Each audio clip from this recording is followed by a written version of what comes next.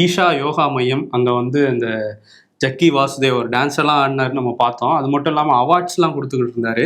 ம். இது என்ன புதுசா இருக்கேன்னு அதுவும் சர்ச்சையா மாறி இருக்கு. பவ்ய பாரத் பூஷன்னு ஒரு அவார்டு வந்து புதுசா அறிமுகப்படுத்தி, அவரே வந்து இந்த கலைத்துறையில சிறப்பா இருக்கிறவங்க, அதே மாரி தொழிலதிபர்கள், அப்புறம் இந்த மாரி முப்படைகள்ல இருக்கவங்க, நேஷனல் செக்யூரிட்டிக்கு யார் யாரெல்லாம் வந்து அத்தாரிட்டியோ அந்த இதுல இருந்தெல்லாம் சிறப்பா செயல்படுறவங்கள இவர் வந்து தேர்வு பண்ணி, அவங்களுக்கு அவார்டு குடுக்குறாராம்.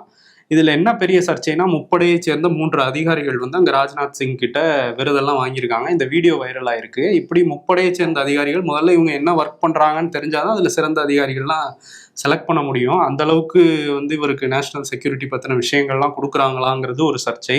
ம். இன்னொன்னு இவர் யாரு வந்து ஒரு அரசு துறையில அதுவும் முக்கியமான பொறுப்புல இருக்கிற முப்படை ராணுவ வீரர்களுக்கு இவர் எப்படி அவார்டு குடுக்க முடியுங்கிறதும் ஒரு சர்ச்சையா மாறி இருக்கு.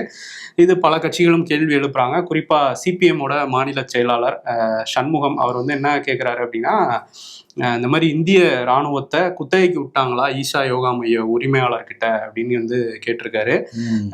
ராஜ்நாத் சிங்கே இதை பண்றாரு. இப்படி ஒரு கேவலமான விஷயம் இதுக்கு முன்னாடி நடந்திருக்குமான்னு தெரியல. ஒரு பாதுகாப்புத்துறை அமைச்சரே இந்த விழாலாம் கலந்துக்கிட்டு இந்த மாதிரி ஒரு விருதெல்லாம் கொடுக்குறாருங்கிறது கண்டனத்துக்குரியதுன்னு கண்டனம் பதிவு பண்ணியிருக்காரு.